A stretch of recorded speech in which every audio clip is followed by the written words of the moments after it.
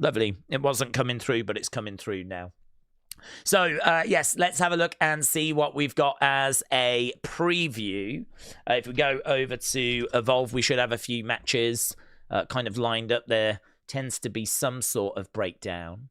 Charlie Dempsey is going to make his Evolve debut tonight. He's going to be taking on Timothy Thatcher. So that has been announced. Robert Stone normally has a video that he likes to put out, and we do have one again here. So with that being said, let's go over and have a look, see if we can watch it together, and we'll get a bit of a preview. Then, of course, we'll jump in the chat, and we'll see what people are saying. Here's the video. Can we make it bigger? There we go. Yeah. Tonight is the night. I know it. I feel it. And y'all gonna see why. Kelly Armstrong getting her title back. PJ Vasa and Kendal Gray, they gonna see exactly why they call me the difference maker. Now get out of my way. Well, I still think this is the to-be teaser. I'm Robert Stone. I am Blake Let's Howard. get this thing started. And Rob, obviously we know we got a big triple threat main event coming down tonight. PJ Vasa, Callie Armstrong challenging Kendal Gray for the Evolve Women's Championship. That's going to be a tough one for the champ to overcome. Yeah. And also, how about the huge technical masterpiece on display? This one's been building for a couple weeks on Evolve TV. Timothy Thatcher stepping into an Evolve ring, taking on Charlie Dempsey. This one's gonna have holes we've never seen before. Yeah, plus 6-man tag action with all the WWE ID prospects. A handful of just became full-time NXT superstars. What a match that's gonna be. All that plus much more. Catch it live tonight, 8 p.m. on Choo.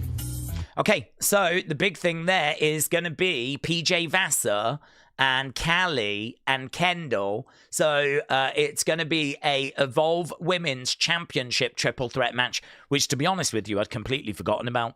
So that should be very interesting. We got Ren Sinclair. Oh, Ren Sinclair's dropped the Wednesday thing, which I have not seen yet. So, yes, that might make it into Unseen later. Well, there we go. So a show that seems like it's got a little bit of summer about it. We've got a women's championship match coming up, and there's probably a good chance that Kendall's going to lose that championship. And the reason why I say that is because, of course, she is like an NXT talent now. So I don't know that she needs to be carrying that Evolve Women's Championship with her. We could probably put it back on Callie. Or maybe we pull the trigger on PJ Vasa. I mean, the thing about Evolve is it doesn't really matter about building people up because they're not going to be sticking around that long. It's not like we need to delay it for 6 months because PJ Vasa might not be in Evolve in 6 months' time.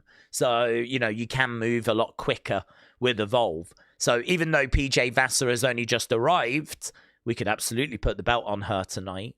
In fact, I'd probably favour that over going back to Callie. I do like Callie a lot, but she's already had a little run with that belt. Maybe putting it on someone new might be the right way forward. So, actually, a pretty tasty show tonight with Timothy Thatcher against Charlie Dempsey. A couple of other bits, but most notably, that's women's triple threat. Hasib, hello. Hope you're well. Says, Daze, hello. What's the analysis of Dominic potentially getting into the main event scene? Now, I think he's done well as a mid-carder for a couple of years. What do we think needs to move him into the main event scene? Great question. Seba, hope you're well, but I think I agree with you. I think Dominic's done well. I think I sort of feel like Dominic is still learning, is still progressing.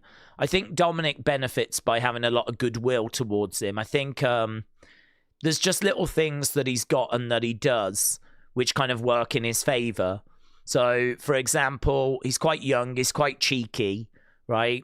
He's got a bit of a personality, and that kind of comes through.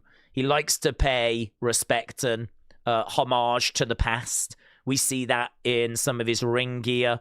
Certainly we see that with the mullet and the moustache. I mean, he's very much leaned into the kind of custody battle going back for all those years ago. I think, was it 2005? Going all the way back. And so, you know, kind of making out that Eddie is his real father. And, you know, that puts a smile on people's faces when he does the little Eddie tributes. And, you know, he's grown his hair out like Eddie. He's got the moustache like Eddie. You know, the whole mommy thing was great for him. The whole getting arrested thing was great for him. Him going to Mexico and winning their top championship was great for him. Him being in the Judgment Day where, you know, he's not having to carry the weight of that group because there's plenty of others in that group. He can just contribute. He plays that role really well, you know, kind of bouncing off others, whatever. I think for him to become a world champion, he can obviously do that while staying in Judgment Day, and we can just keep moving down the path we're going down. I suppose the question for me, which has kind of been answered a little bit more recently, is what is he going to look like when he comes out of Judgment Day? What's he going to look like when he's got to just totally stand on his own 2 feet? And we are seeing that in Mexico. I know he's got El Grande around a little bit. But, you know, we've seen him kind of doing a few matches on his own without Judgment Day. We know that, you know, Finn was just away for a little bit. We know that Liv Morgan's been away for a while. And so, you know, he's kind of done a few bits on his own, most notably in Mexico. And, you know, I mean, he's looking really good. Like, I would say that he is progressing and he's developing and he's coming along. And I see him being on the right path. Where is he right now? I mean, he feels mid-card right now to me. He's someone that you can take a chance on. I don't know that we need to do that necessarily in 2026 when there's so many people like Gunther, like Bron Breakker, that feel like they're ahead of him in the queue, if you will, right? I mean, I would say LA Knight is ahead of Dominic. I would say, for me, Sammy is ahead, but that might just be for me, right? Is ahead of him in the queue. Sammy's been a multiple-time Intercontinental Champion, mid-card champion, tag team champion. He's been on the roster a lot longer than Dominic. I think Sammy's match quality is a lot higher than Dominic's. If we were to do a promo exchange between Dominic and Sammy, I would expect Sammy to win that. You know, Sammy's very good with his fiery promos. Dominic's good at coming in with the odd line, whatever, playing that heel role well. But I don't think Dominic's necessarily coming in, cooking someone, and it's going to be a mic drop moment, you know? We don't really see that happen. So I think for Dominic to evolve, I think we need to just continue dropping in some fun stuff. I mean, obviously, we had the mommy thing. That was fantastic. We had the jail thing. That was fantastic. We had chicken tendies and nuggies, which people had a bit of fun with. He's got the Eddie Guerrero look. But, you know, as we're going into 2026, what are we going to have for this year? You know, what can he kind of get his teeth into creatively this year? Obviously, we've had the whole deadbeat dad stuff as well. So what's that next thing going to be for him to get his teeth into that can see him through 2026 going into 2027? And also, you know, can he just improve his match quality a little bit? I would say if he goes in there with someone that can really work, like, say, Vikingo or Sammy or Ilya or Gunther, like, I think that match is going to really deliver. But, you know, if he goes in there with someone not of that, like, level, the match can be, like, 3.5. I don't think he's someone that has got the ability to go in there and put on a banging match with anyone. He's not that level yet. And it's understandable because, I mean, he's only been competing since around 2020. He's only been competing for a pretty short space of time, all things considered.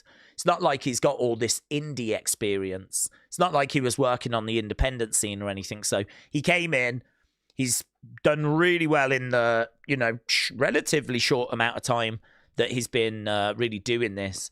Obviously, he kind of bypassed NXT as well, so he doesn't have any of that experience. And so, yeah, I mean, he's in a great place. I agree with you. I think he's in a great place. How does he kick on? Well, 3 things. I think he needs to improve the match quality because it's about 3.5. If he goes in against the right person, it can be higher. But that's, you know, I mean, that's one you can throw at a lot of people. There's only like Johnny Gargano and Ilya Dragunov, Sami Zayn and Gunther. These are the ones I wouldn't say need to improve their in-ring. But there's quite a few people that do, and I would have Dominic down as one of those. But it's not bad. You know, it's 3.5 kind of range. I mean, it's acceptable, right? Promo-wise, he's not cooking anyone. He's not doing a mic drop walking away. It'd be nice to see some of those kind of lines coming in, you know? Be nice to see some of that. And then I always think that he benefits when he's got something to get his teeth into. As we said, tendies, nuggies, mommy, jail, deadbeat dad. I mean, are we just going to recycle all of that throughout 2026, or can we bring something new in? If you look at the New Day, they were great when they had bootios, and they were great when they had pancakes. They were great when they had something to promote, like the pops, like when they were doing the icicle popsicle things. But then, like, they stopped doing that stuff, and it kind of started to fall a little bit flat, to be honest. We really did go through a period where they weren't really doing anything. They've just gone through a period where they were mourning the loss of the tag titles, and that's been pretty good for them. You know, the big hat that Xavier was wearing, like, I feel like they got some out of that. So it doesn't have to be anything massive, but I think it would be good if there was something he could get his teeth into. So I like him. Future's bright. Definite world champion. I don't see any way they don't give him a run with a world championship in the future. I can't say that's quite now, but I don't know. 20. He's still young, isn't he?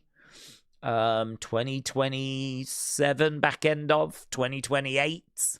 That would be kind of what I would be penciling in. There's no rush. Just keep cooking, keep building, just keep improving. I suppose in a way it goes back to, you know, that big talking point at the moment, which is about how wrestlers are not improving at the rate that they used to be, because back in the day, they were doing, like, you know, 150 shows a year. And so, you know, Brock Lesnar could get to a title really quickly because he was working a lot of shows. Whereas now, you know, the person that did the most matches last year was LA Knight. And I think he had about 60 matches compared to 150 10 years ago. So, you know, that's the most. That's not the least. That's not the person that's done the average amount of. That's the person that did the absolute most in the company was LA Knight, and it clocked in at about 60 odds. So you compare that to 10 years ago when most people were doing 150 matches a year. I mean, you can see that is a drastic decrease. That is a lot of learning.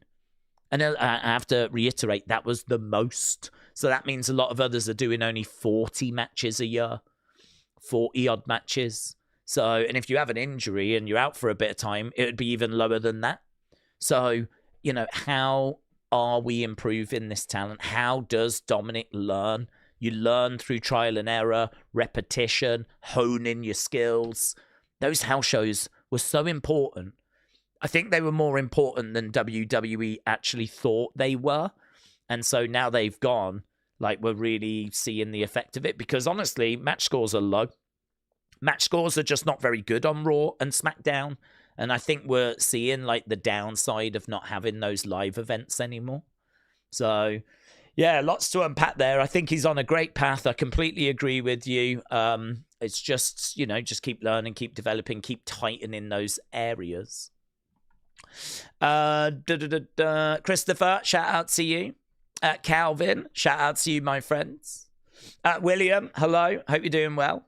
Mr. Unfamiliar says Santos Escobar got hired about 6 months ago, and they haven't done anything with him despite buying AAA. Yeah, there was a little report that did the rounds not long ago that said that he had fallen through the cracks. Now, I don't know how true that is, but if that is true, that is just... I mean, look, WWE is a big company, and they're not perfect, and they are going to make mistakes. And, you know, there's going to be things they're going to do that's blooming stupid as well. And we all, you know, have got examples of that. So I'm certainly not going to sit here and defend them. But I will say that if they have re-signed Santos Escobar and then kind of forgot about him, which I really struggle to believe has happened, but it is what was reported, that he kind of fell through the cracks, right? Whatever that means. Then that to me is a joke and a big concern, that you would have a talent like that goes on the sidelines and then you just don't factor them in and forget about them. I struggle to believe it. I really do. I wouldn't be shocked if it turns out that they're just waiting for the Rumble. You know, they didn't have any creative for him. Obviously, they let him go. There was then a meeting arranged and they changed their minds and they brought him back. Now, I don't know what was said in that meeting, but whatever was said in that meeting has worked. But that says to me there was no creative for him because they were going to part ways. So they've brought him back. I mean, I don't know if he sat down and he was like, look, I've got an idea. I think it's going to make you a lot of money. And I think it's going to work as you break into Latin America because I know what's going to work in that market. And I'm going to tell you my idea. Maybe he's laid it out and they've gone, actually, that sounds brilliant. And so then they've brought him back. Now, if that is what has happened, they're now going to have to implement that idea, aren't they? They're going to have to factor it into the creative. I think we can all understand you can't just slot that in. You've got to get the opponents ready. You've got to get any vignettes filmed. You've got to get any new entrance music sorted, costuming sorted. So it doesn't bother me that he's not just been back on TV because, I mean, I don't know that he's coming back exactly the same as he was. I don't know that we're not going to repackage and represent him, you know. I hope we do. So I'm okay with it being delayed, and I'm okay with us waiting for the Rumble. But I just hope that when we do get going, it's going to be something that was worth the wait.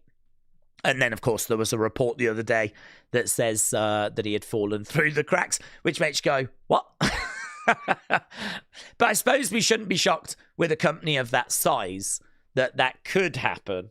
It should not happen, but it could happen. So, yeah, that's the latest on Santos. I'm half expecting to see him in the Rumble. I'll be very surprised if we don't, actually.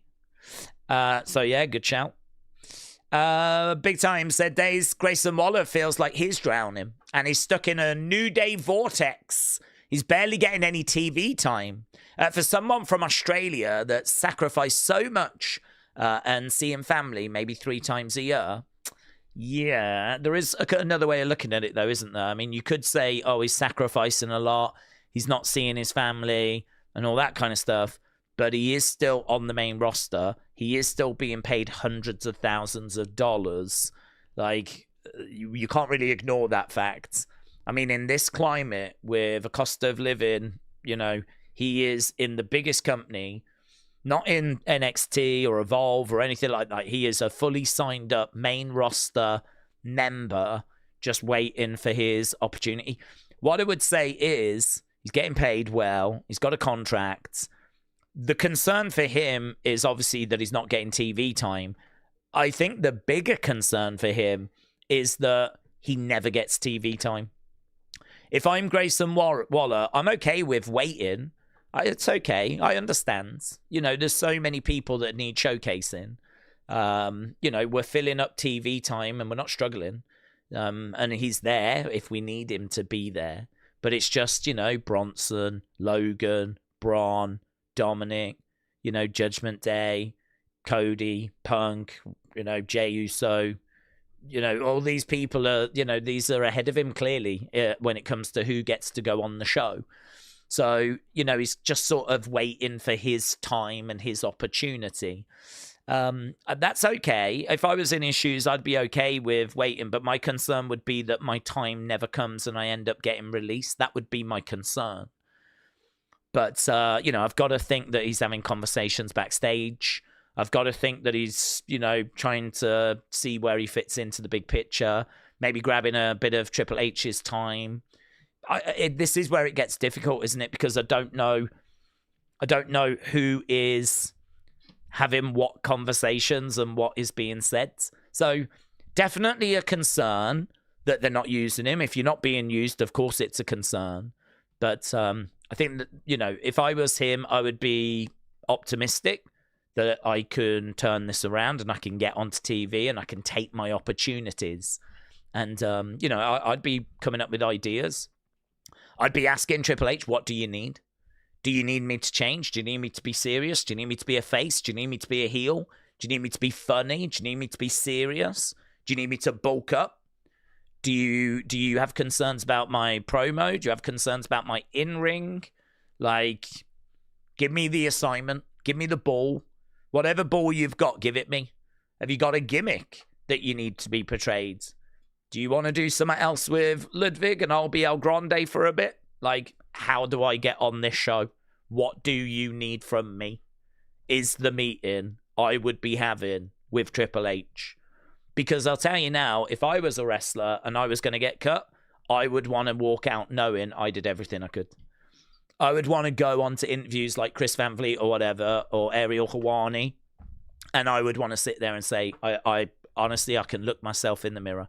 I know I did everything I could. I basically said, I will do whatever you want me to do, any gimmick. If you want to bring back Bastion Booger, chuck it in my direction, yeah? I will do whatever needs to be done. I mean, because the truth is, I mean, Rocky Maivia had a horrible start and then, you know, found his way. Cody was Stardust and found his way. Drew was in 3MB and found his way. Jinder was in 3MB and found his way. Like, I think you can have a rough start. I think you can have a bad gimmick, and I think you can recover from it, right? So for me, I think just getting on TV and just like doing whatever you can, that is obviously the goal. So I would be having that conversation if I was Grayson, rather than just waiting and hoping that creative is going to come along. But at this stage, it's hard to have lots of sympathy when someone's getting paid a considerable amount of money and is in the biggest wrestling promotion in the world. You know, this isn't someone that's struggling financially, that's, you know, not got money, hasn't got a roof over his head, struggling to buy groceries. I mean, he's covered on that regard. It's just that he's not getting much TV time at the moment. But there's quite a few that are in that boat. The goal is, can he turn that around? You know, can he get his opportunity? Maybe he needs to have a meeting along those lines. Perhaps he needs to go and have a chat with Triple H if he hasn't already. But again, this is where it gets so difficult. Maybe he's doing that already. Perhaps he's done it. Perhaps there's a plan in place. Perhaps they're like, yeah, we just need to get to the Rumble. And then at the Rumble, we're going to do this moment where it's going to be you and Theory. Like we were just waiting for Theory. Because to be honest with you, would any of us have been shocked if Theory Grayson was meant to have a big split and that was going to be a feuds? I wouldn't have been shocked if that was the plan. But then Theory got injured, and so he's not been around. So that meant Grayson had nothing to do. So we've put him with the New Day as a stopgap. But now Theory is back. I'm not saying we're going to do that feuds now, but that might explain why we've just gone through the period that we've gone through. So it's so hard, isn't it, when you go on an individual case-by-case basis to kind of know what's really going on. I mean, it is true. He could be in trouble and he could be on a chopping block. I mean, releases could be round the corner. We do tend to get some in February. So, you know, it could be that, you know, he's in a bit of trouble, but I genuinely don't know. It could equally be that he was meant to be feuding with Theory and he couldn't. Steve, shout out to you. So do you think we'll have a trade-off with less house shows, lesser match quality, but more career longevity? It's got to be less wear and tear on wrestlers' bodies with less matches per year. That's actually a really good shout, Steve. I think that's really good. Yeah, if you are wrestling less, then I've got to think that is going to mean less wear and tear. You could just counter it with, because you're not wrestling as often, your body is maybe not as toughened. So you could make the argument that it might increase injury, because if you're wrestling and you're in that groove and your body is, I think they say calloused, don't they? I mean, it's one of those, like when you take a bump, it hurts, right? But once you do it a few times, your body kind of gets toughened up to it, and you just kind of, you don't even notice it after a while. So the thing is, if you're wrestling 3 times a week, that's one thing. If you're wrestling twice a month, you know, or 3 times a month, like not even once a week, then your body is not going to be as toughened. You're not going to be in the same rhythm And so you could make a counter argument that you're actually more open and susceptible to injury.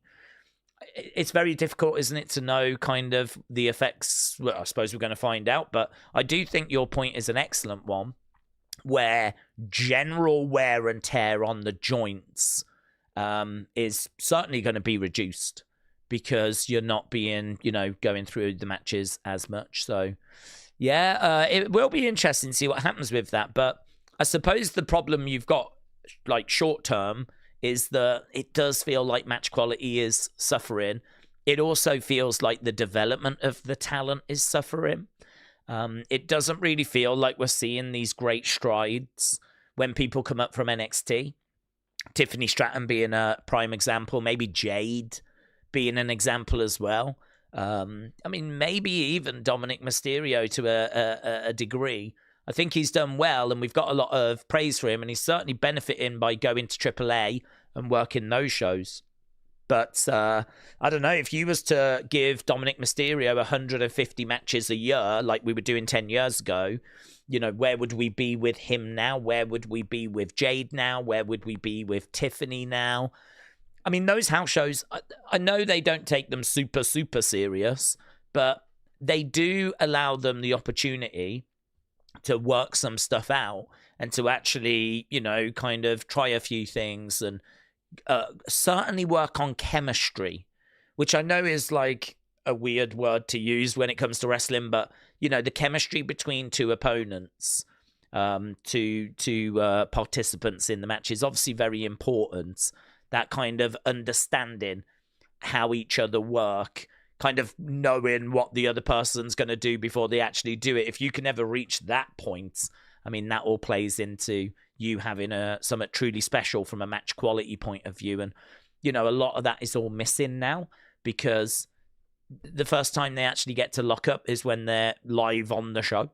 And there's just a lot less matches. So there are some real short-term concerns. I don't know quite what they're going to do with that. I don't know quite how they're going to address that. I am encouraged by the fact that apparently WWE are aware of that problem. So that's great news, right? Because I think we would all like to see the match quality improve. And I think we'd all like to see the talent develop as quickly as possible, right? So, we need to fix those things. But yeah, I think the point you make is an excellent one. It probably is helping with wear and tear. Arsenal fans, are you doing a TNA watch long tomorrow? No, I don't have any plans to do that, but we don't do TNA. I know that they're on TV. I'll be very interested to see what the ratings come out as, because I genuinely don't know what that number is going to be. I don't even have a guesstimate. I mean, I don't know how big AMC are as a network. I don't know kind of how many people are going to take a chance on it. And we know that it is, 100 and some odd thousand. I don't even know if it does 100,000 viewership wise. But I know it's around that sort of ballpark.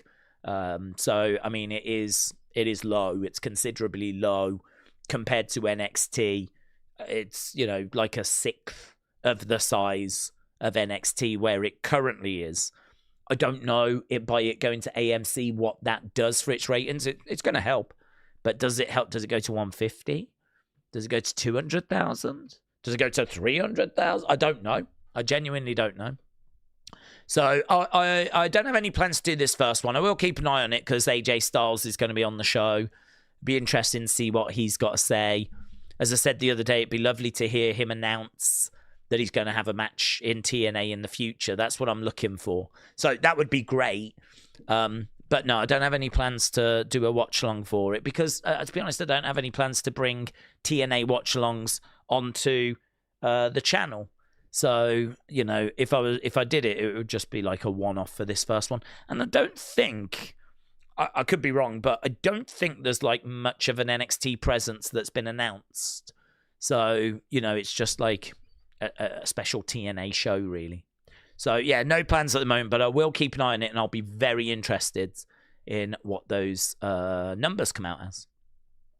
Edward, hello. How's your day going? How's your dad going? I hope he's doing better. Yeah, he is, thank you. He is on the road to recovery. So, when he found out that it was like, so he was struggling looking at the light. And as I said the other day, things were just really spiraling and getting from bad to worse. And it was concerning because, like, if it's a locked neck, like, or something like that, I mean, it's just like, okay, that sucks, but just get a bit of rest and should be okay. But, I mean, he was, like, really shutting down. Like, he was feeling sick. He was getting a migraine. The lights were hurting him. And it's like, you're kind of watching someone just shut down, and it's like, this feels like it's spiraling. This is not good. And the symptoms were all symptoms for meningitis. There was only a couple of things he was missing, one of them being a rash. So, like, he was constantly, like, you know, looking out for a rash just in case that did show. When we found out it was a locked neck, and the woman on the phone was like, no, trust me, everything you're saying is whatever it was. You need to get heat on that area, right? You need to take these pills. I'm going to subscribe this stuff for you. So he had some pills that subscribed. And she was like, get some heat on this area. And, you know, he just followed her advice, and he's kind of come back now. So, yeah, he kind of really fell into this pit of moodiness. But he's been able to get back out now. So I think he's not bad. He's not 100%, but he's well on the road to recovery now. So, yeah, thank you for asking. He's doing much better. So I hope everyone out there is having good health in 2026. No one wants to start the year like in any kind of moody situations health-wise. I know some of you have your struggles. I speak to some of you about kind of the things that you go through, and you know, there's sadly a lot of people in our community that have got different struggles health-wise. Just hope that you're all as comfortable as you possibly can be. So yeah, just sucks, doesn't it? Where you know, it's your health is so important. We all focus so much on like trying to pay the bills and all that kind of stuff, which of course is also important, but man, there's nothing more important surely than your health. Right, Aseeb said, Daze, most WWE fans are excited when new guys are coming through, like Javon and Oba. But do we think if we did go out and get young talent like MJF or Ospreay, would that hinder them? Okay, so if we went and got MJF and Ospreay from AEW and brought them into WWE, would that hinder Javon, Trick, Oba? Well, there's probably two ways to look at that, which would be yes and no. I think, yes, it would hinder them because that is more competition for their spots. That is going to be more opportunities potentially taken away for main events. That is going to be more opportunities taken away for TV time and being in segments. And, you know, it's kind of hard to argue that that is a positive, right? So, yes, I definitely can see why people would say that would hinder the young talent coming through. But MJF would be a young talent in his own right. I mean, MJF is still very young. I know that he's not one that WWE have nurtured, but he's still got, you know, it doesn't really matter at the end of the day. As wrestling fans, I think we want the best. And I think we can agree that MJF is one of the best young talents in the world of professional wrestling. If he was to come into WWE, I think fans would be excited, and rightfully so. Ospreay, I don't know how old Ospreay is. I think he's a bit older, isn't he, Ospreay? I don't know if we can qualify him as a young talent. He is, well, actually, maybe we could. He's 32. So actually, I would make the argument that is a young talent. I feel like you've got to your mid-40s. Everyone knows that's the kind of point where I think you start to really feel it now as a wrestler. And some people don't even make it that far. He's 32. I know that he's had his injuries because of his wrestling style. I don't know how long he's going to be competing for. But 32, I would still imagine he's got, you know, plenty to offer. 5 years. Maybe he makes it to the age of 40. I'm not sure. But yeah, if you was to get Ospreay, if you was to get MJF, I think there would be a lot of excitement around that. I think they are still both young, and so yeah, I don't think there'd be much in the way of a downside. The downside would be if you're an Oba fan, a Javon fan, a Trick fan, it is less opportunity for them. But the flip side is, it's also new opportunity because it gives them different people to work with. So if you're Oba, you should have confidence that you are the guy, yeah? Doesn't matter who comes in. You're the cream of the crop. You're the best of the best. You are going to get TV time, yeah? Trick should have that confidence. Javon should have that confidence. They should be working towards being the guy, right? And making sure that they get TV time. They demand TV time. There's no way you can't give them TV time. And so if you're Oba and you've got that mentality, then someone like MJF coming in or Ospreay coming in, this is just more potential paydays. It's more feuds. It's new opponents. It's fresh blood, you know? So you can look at it like, it's going to hurt them. It's going to keep them to the sidelines. Or you could look at it as more feuds, more opportunity, MJF against Oba, Ospreay against Oba, Javon against Ospreay. I mean, these are quite exciting matchups. There's definitely some stuff that you can do there if they were to come over. So, yeah, I mean, it's one of those, isn't it? It's a big melting pot, and getting everyone featured is always a challenge. I feel like this is a conversation we have on a regular basis about this person's not being used, that person's not being used. You're always going to have more wrestlers than TV time, and it's right that you do, because you've got to accommodate for injuries. You've got to accommodate for time off. Like, you've got to accommodate if someone decides they're leaving, or if there's a big falling out and you decide you got to let them go. I mean, you never know what's going to happen. We've seen examples of all of those things. Everything I've just said has happened at some point in the past, and in the recent past as well. So you've got to go into the year with more wrestlers than TV time so that you can freshen up the roster, accommodate for anything that happens. But that means that you're always going to have people at the sidelines. The goal is to make sure they don't stay there all the time, and to keep them in, bring them in, freshen them up, you know, rotate it. That's the goal. So, you know, the problem will be if you've got someone that can just never get TV time. Maybe like an Apollo Crews, right? Or an Akira Tozawa, you know, who does rarely get matches. And if he does appear, it's probably backstage to pull a funny face. You know, those are the people that are really struggling. But, you know, if you're someone that can get a bit of a run on TV and then you go to the sidelines and then come back a few months later, I don't think that's too much of a problem, to be honest. In fact, I think that's quite healthy. I think there is a bit of a mindset thing with wrestling fans where if you are kind of at the sidelines and not being used at the moment, it sort of feels like you're being buried and all this kind of stuff. I've got to tell you, if I worked in creative, I would have no problem with doing a big story with, say, Becky. Maybe she loses the feud because she's a heel. I'd have no problem with her stepping away for a month. Whilst I focus on Lyra and Bailey and Roxanne and Raquel and all these other women. Like, I just don't need Becky. I've just done something big with Becky. I don't need her right now. I'll bring her back when, you know, I've got the next thing for her. But that next thing, it might not be immediately after what she's just done. So if she kind of, you know, takes a bit of time off, maybe goes to NXT, does a little summit in NXT, maybe goes to AAA, maybe goes to TNA, maybe does some filming project or whatever. Like, that's fine. That's great. That works for me, because I can focus on others. And if you do that with everyone, I think for me that's fine. That's a healthy way of using the roster, keeping it fresh, rotating it, not allowing people to just go like stale, you know. I think that would be fine. But you should always have roughly a number of how many people you want on the main roster so that you don't flood it. You know, it should be let's say you've worked out you need 40 wrestlers for Raw. Well, maybe you have 50, yeah?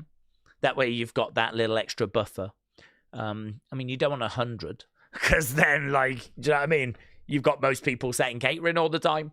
So, if you was to bring in MJF and Ospreay, I would hope that you would have room to bring them in and that they would fit into the roster that way. I've always said that. I think that's the way that I would do the rosters, is I would sit down and I'd work out, you know, in 2020, 2021, 2022, 2023, 2024, 2025. How many different people, wrestlers, featured on Raw throughout the year? Right? It's a job to do that, but I would get that work done so that I had a number. And as I said, that number might be 50, it might be 60, I don't know. But I would know what the average was throughout those years of how many different wrestlers were used.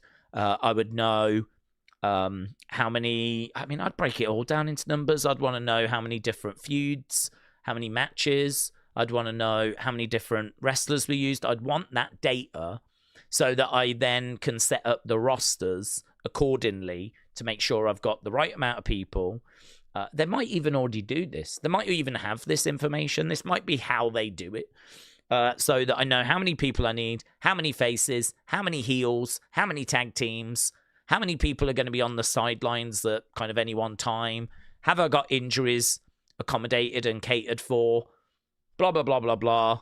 And then that way, if you do bring in MJF and Ospreay, hopefully they fit into that system. And this is why you can't really escape releases. Like, you're always going to have to trim the rosters. Like, you can't really escape it. I'm just more of a fan of people's contracts naturally expiring than chopping them halfway through their contracts. But that's a whole separate conversation. Trini said, it turns out giving young talent TV time, it doesn't make the audience any happier either. You've got to immediately give them a world championship, otherwise you're burying them. Yeah, I mean, that leads us into another conversation, doesn't it? I mean, when you've got young talent, you do have to kind of bring it in and nurture it. And, we are in a generation now which is very impatient. We're in a generation now that is, the TikTok generation. So everything's kind of here and now, not thinking about tomorrow. Just want to get to it, really. It's a very kind of impatient time in the world. Everything's here and now, and I get that. I can understand that. I can sort of understand why people feel that way. But that's, I suppose, the battle, isn't it? Really, just trying to slow it down. Certainly, when you've got just this never-ending run of TV time. I mean, if we knew that the show was going to end in like 10 weeks' time, the season finale was coming up, maybe I could then agree with some of those people that were so desperate to get the belt on such and such or such and such. But it's not ending.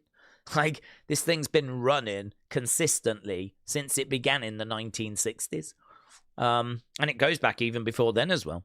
So, this is something which is, we're going to have 2.5 hours of Raw next week, 3 hours of SmackDown next week, and the week after, and the week after, and the week after, and the week after. There's so much TV time that we have to fill.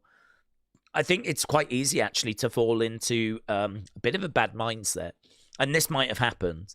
That kind of bad mindset of you're filling TV time rather than putting on an engaging show.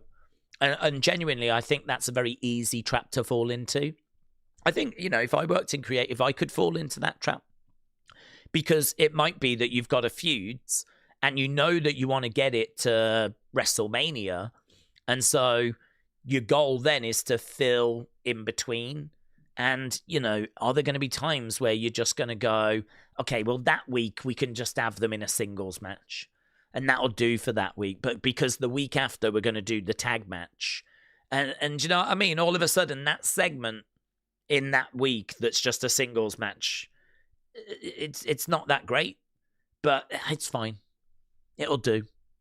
It'll get us through a week. And I think a lot of that happens with wrestling booking. I think the way that it's booked is you know where your end date is, tend to work backwards, and then you fill the weeks in.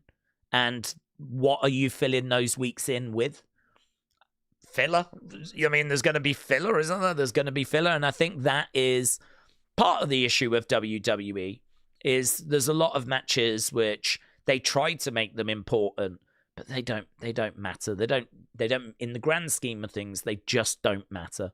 What was achieved by all of those singles matches that we just watched in the women's division? You know, all those tag teams that were having singles matches over like that Christmas periods. What was achieved by that?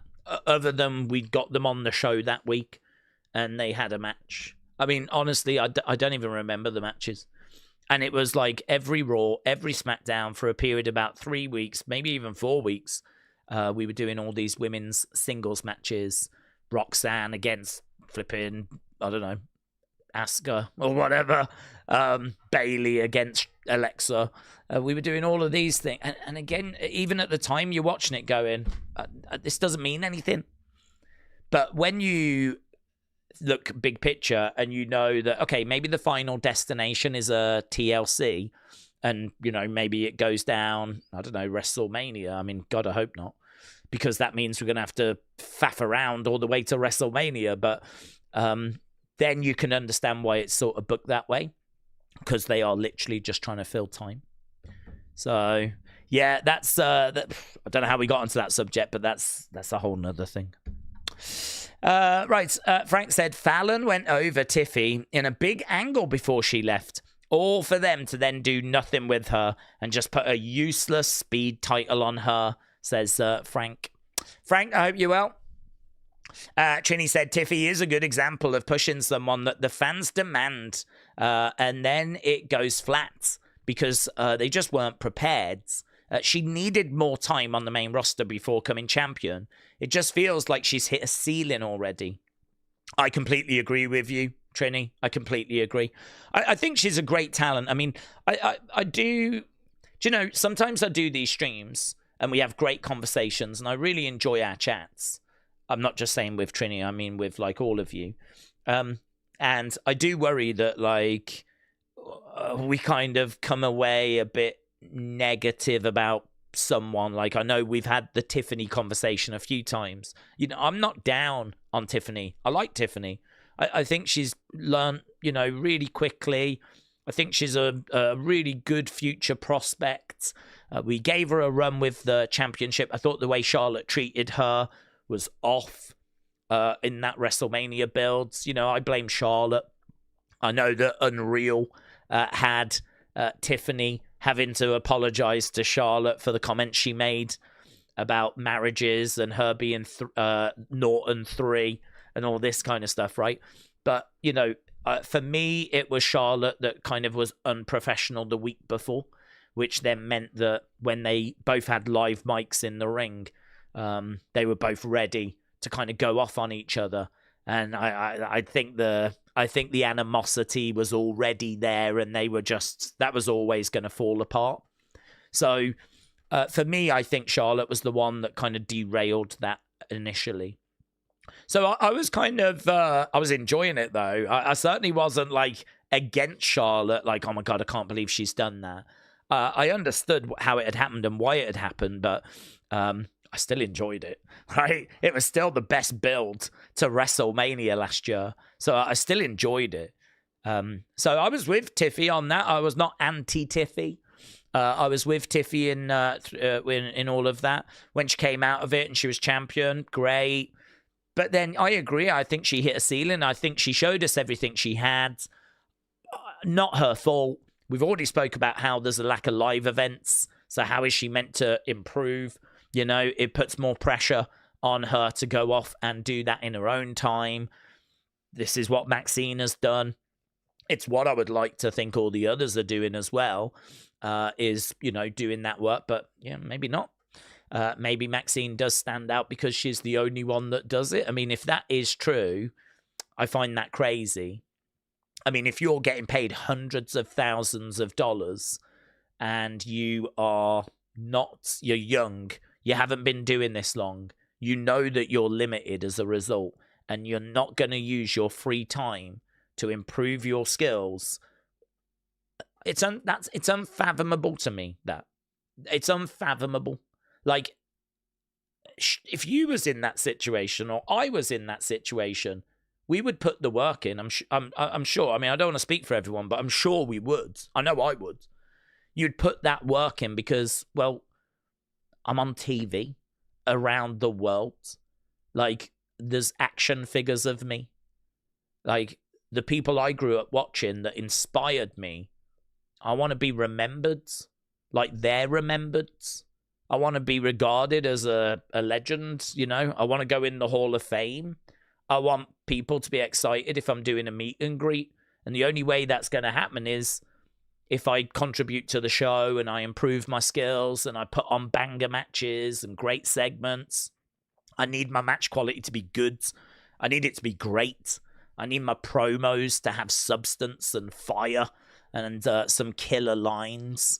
You know, I mean, I feel a little bit like Eminem in 8 Mile, where, you know, he's on the bus and he's writing down his raps and his rhymes and, you know, he's getting ready for the rap battle and, you know, it's consuming him and he's thinking about it and he's got all these things going through his head and he's writing down notes and everything.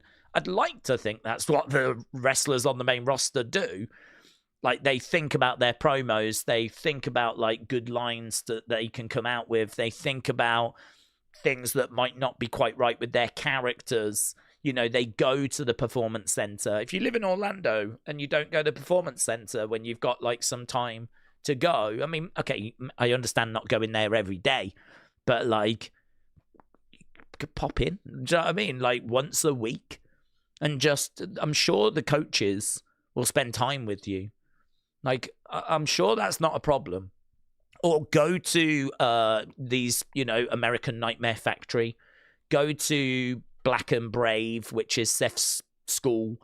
Go to Natalia's dungeon.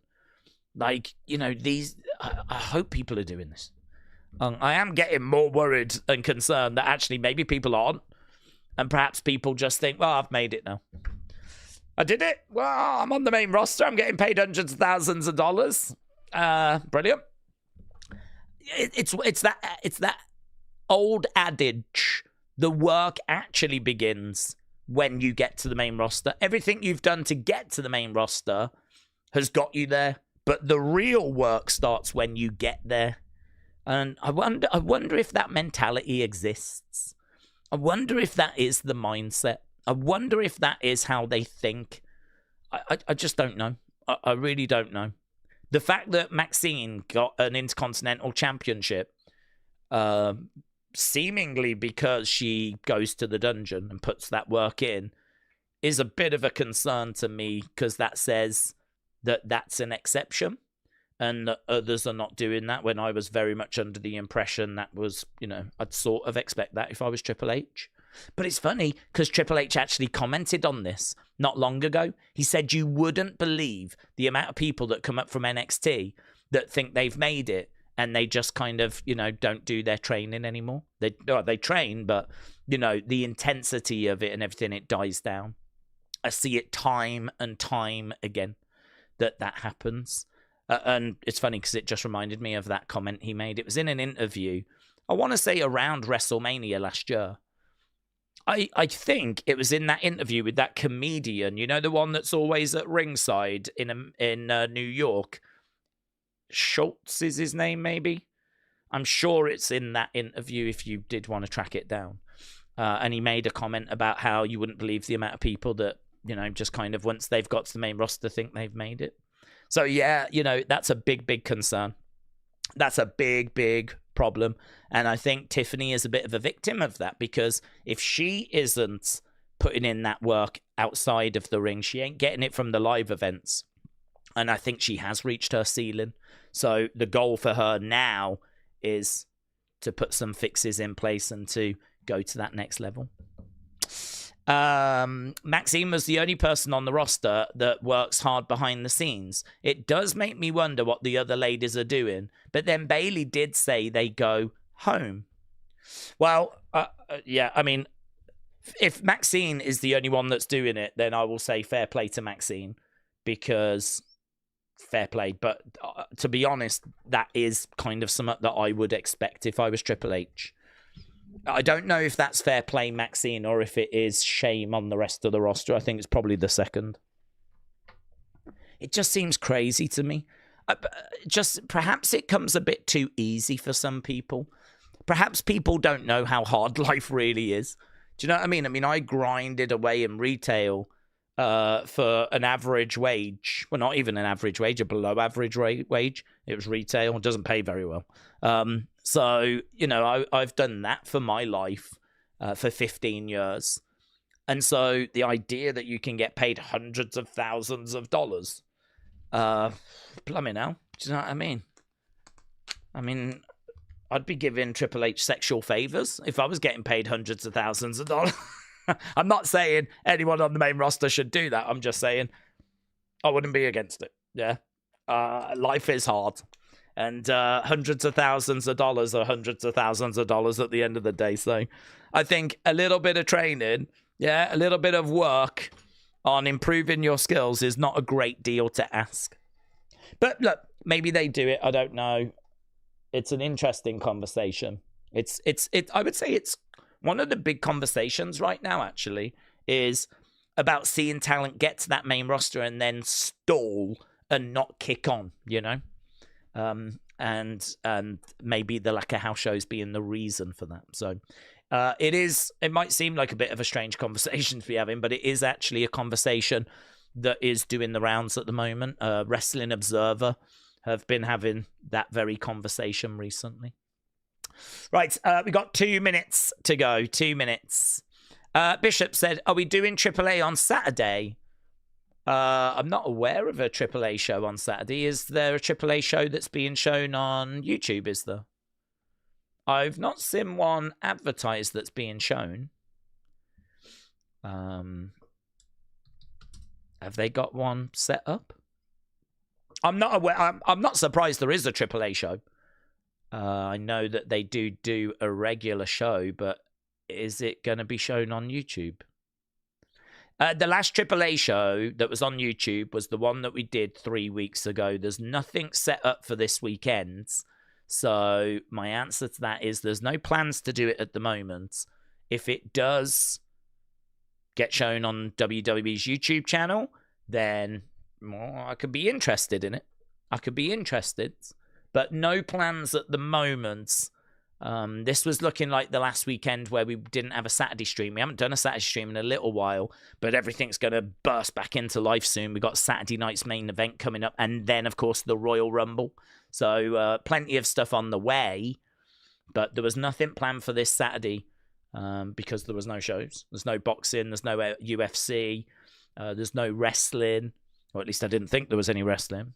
So I could be tempted, but I'm not aware that it's being shown on YouTube at the moment.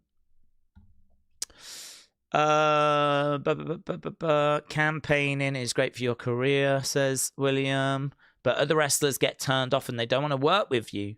Fans hear about other wrestlers not wanting to work with you and then they get turned off. Well, we might be talking about turning off, but I'm talking about turning on, and I'm turning on Tubi so that we can enjoy Evolve. Right, I've got it on and we are underway. The episode always drops 5 minutes before, but we always wait for the hour.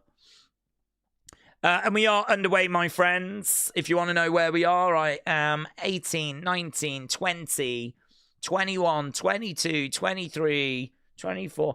Do you know, a counter on screen would be quite good, wouldn't it? That way you can just, without me sitting here saying, just always know where we are. I actually don't. Oh, have I got one?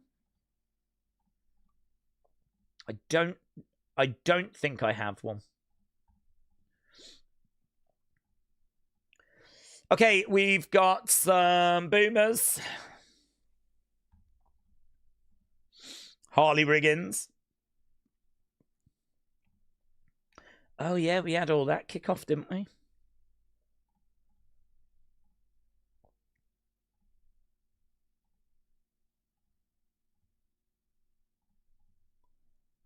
Okay, Cam Hendricks just saying a few words.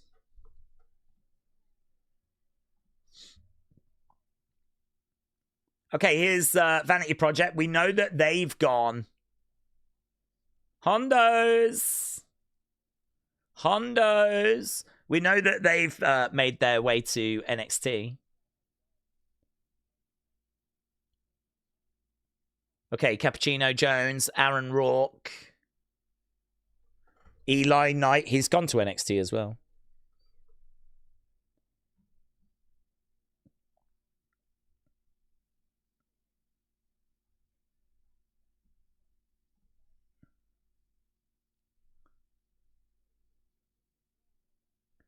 Yeah, no, I was looking to see if I had a countdown thing. I might get one set up for next week.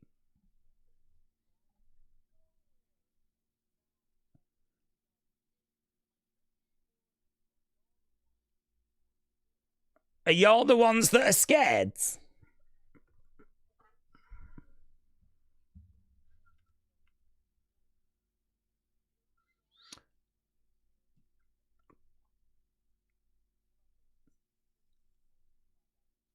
Is this a 6-person tag match? So Eli Knight, Cappuccino Jones, Aaron Rourke stepping up to the Vanity Project saying, you guys haven't been around for this whole ID PC battle. And yeah, it looks like we're going to set up a match tonight. This could be Vanity Project's final showing in Evolve because we know that they have obviously signed and gone to NXT. Same with Eli Knight. Same with Keanu Carver. Does mean that Carver never got his hands on that Evolve Championship, which is a bit strange. Kind of thought he would at some point. I don't think they signed Sean Legacy. I didn't see any word that Legacy had signed.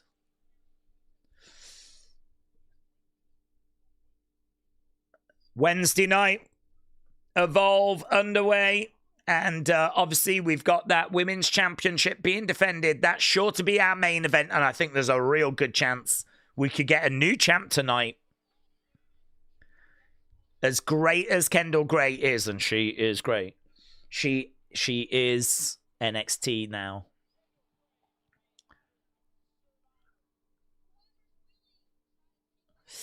I remember when the list of new names that WWE copyrighted, and I saw someone called Cappuccino Jones, thinking the poor guy that's going to get that gimmick. I think it was his gimmick on the Indies, so he's okay with it. But yeah, that is definitely one you would look at and go, blimey now. It's worked all right, actually. It's been all right. Okay, we're just seeing Callie. Yeah, that was great. Callie and Kendal. PJ Vasa. She's a very exciting talent for those that haven't seen PJ Vasa.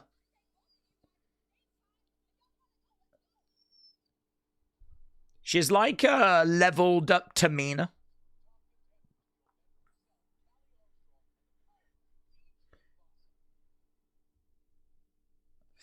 Okay, PJ Vasa, Kendal. Are we doing it now? Are we starting with it?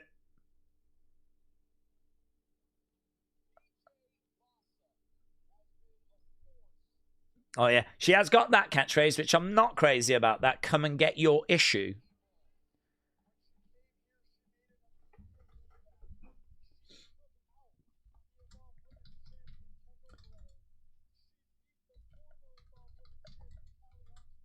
I'm shocked that we're opening with this. It is making me wonder if we're going to get a new champ now. I mean, this had main event written all over it for me.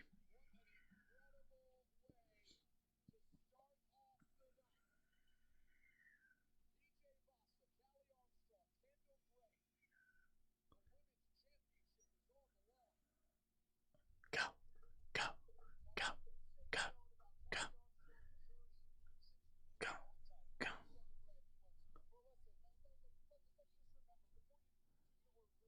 Here's Callie.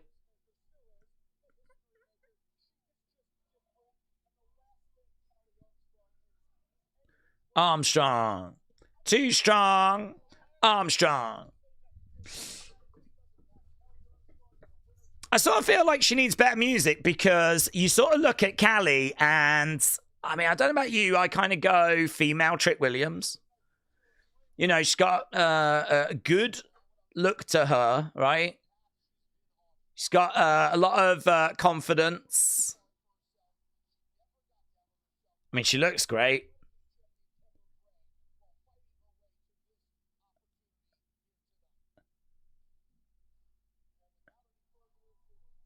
Not sure. I mean, the entrance is fine. but it doesn't have that same impact that like Trix does when he comes out.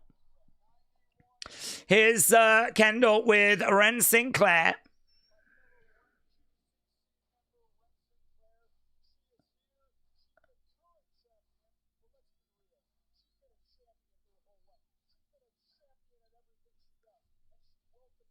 Okay, Kendal is about to get in the ring. We've got Ren giving her a few words of encouragement. Amazing talent. Do you know, I was thinking last night, actually, about will Ren at some point turn on Kendal? I wondered if we might have, like, we might try a Ren heel turn. It doesn't feel like we're going to do that yet. Doesn't feel like we're anywhere near it, but I don't know. Nothing lasts in wrestling, does it? Nothing lasts.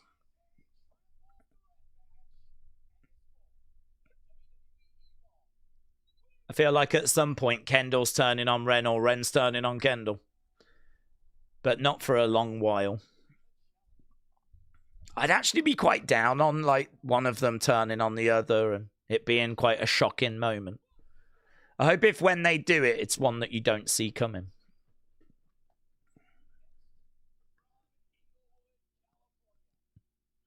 Okay, this is for the championship. We've got a big intro. We get Ren on a Wednesday, said King Yeti. That's the ref that counted 3 during Thea Blake. Bring him to the main roster already, says Johnny.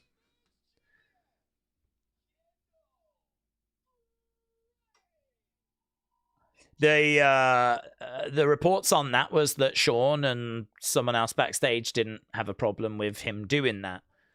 I didn't have a problem with him doing it. I think if the shoulders are down, you count the 3. It's debatable as to whether the shoulders were down or not. You know, some people say they were. Some people say she just got it up in time. So, you know, controversy. But, yeah, Sean and someone else backstage were okay with it. But apparently the creative team, understandably, were not. Blake Monroe was not. It was definitely one of my favorite moments from NXT last year. A title, I mean, it's one thing to have a botch pin, but for it to be in a title match and for it to result in a title change, so good. So flipping good. I agree, bring him to the main roster. What carnage could be called? Anyone could end up being WWE champion. Let's go. Brings a whole new dynamic, done it to WWE. Kendal against the ropes. Right, we are underway with this one. Basement drop kick. Standard drop kick. PJ Vasa. Oh, another drop kick there. I kind of like PJ Vasa getting drop kicked repeatedly and not going off her feet, but she goes outside the ring there. Kendal and Charlee, 2 of the biggest forces in the women's division in Evolve. You got to say in all of developmental, actually. Right now, going for the pin. No, reverse 1. Oh, no joy. Oh, love that overhand by Kendal. That looks so good. Over the other side, against the ropes. Picked up. Oh, nice shot there by Charlee. PJ Vasa trying to get back in, but she gets knocked back down. Ren on the outside trying to offer some words of encouragement. That suplex is so good. Everything's so good about her. She's just so good. Nice top rope enziguri there by Kendal. She goes to the outsides. Not sure what Kendal was going for there. Spear by Charlee.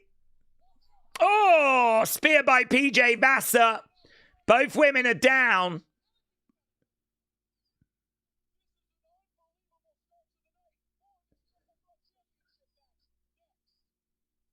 I think she needed to commit to that a bit more, actually. So PJ Vasa with a couple of spears there. And then we sort of switch camera angle. And then she kind of goes, I feel like that could have been really delivered, really performed. That would have been quite good. If she had have like hit that spear, got up and immediately gone into it. I actually quite like that. Yeah. That's better than come get your issue. I'm at commercial break, by the way. I've gone to commercial break. I am loving this match. I am gobbling it up like a wrestling-loving gremlin. Very good. Yeah, there was a moment there where Kendal jumped to the outside, and I'm not sure what she was going for. That is a bit frustrating. There's a bit where she... It's not only her that does it. Quite a few people do it. If they know that they're not going to connect, like, you know, they're going to get speared midair or something, sometimes people jump and they're not actually going for anything. They're not going for a crossbody. They're not going for a double axe handle. Not going for an elbow. They're just jumping. And there was just a moment where she jumped to the outside and it was like, I don't even know what you was attempting to go for there. Over against the rope, big boot there by PJ Vasa, who's in the ring, showing off her strength. It's a good match so far. There's been some really fun little moments in here. Some beautiful overhand by Kendal earlier in the contest. PJ Vasa's doing a bit of talking during the match. Super kick coming in there by Kendal. Can't quite pick up what she's saying. She goes for that overhand again. Another shot coming in. Chop coming in there by Kendal. Trying to get PJ over against ropes. Kendal holds onto the rope. I like that. Looking for a German. She gets it on PJ. German suplex on PJ Vasa. Kendal right now going over. Grabbing the ankle. Ankle lock is in. She goes down. PJ Vasa is down on the ground. Right now, we've got, from the heavens, Charlee Armstrong from the skies. Blimey now. She came down from the skies there, out of camera shot, actually. Do you know, I don't mind this. I actually don't mind starting with this match. We're starting with this match that's really fun, and then we're going to move into, like, a couple of matches that are not going to be as engaging, but...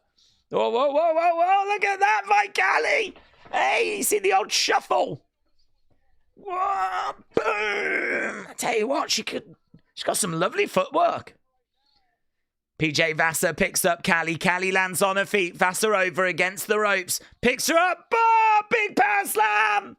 Let's go. Power slam there by Charlee. PJ Vasa down. Charlee against the ropes. Kendal on her feet. Ah! Going for the pin. 2. Oh, she gets it. Kendal gets it. Kendal retains. Damn. Do you know, I really thought she was going to lose the title in this match. I mean, the odds were very much stacked against her. That match needed to be longer, mate. It needed to be longer. The only down I've got for that match is it was too short. What we got, cooked.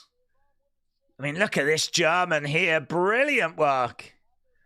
But it was, that's a new looking finish for Kendal, actually. I've not seen her finish a match with that before, coming off the top. Look at that. It's like a flatline, it's an Oblivion type move. But coming off the top. I suppose in a way it's like a DDT as well, coming off the top. But, yeah, it's a win for Kendal. Carmen was watching from the VIP area.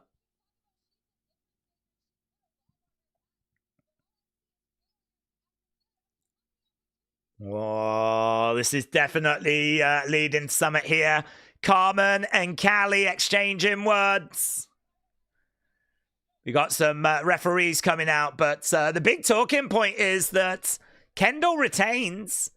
I really thought that belt could find its way to PJ Vasa. Ah, oh, bring that sword. I want to shove it up your... Well, you can fill in the blanks. Good, fun, enjoyable. These have been good as well, these Chill London vignettes.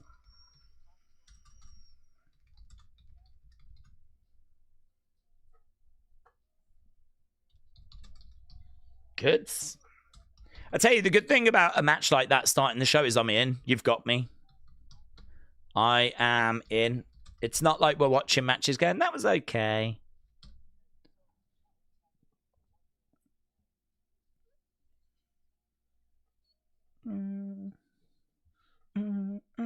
These vignettes are great.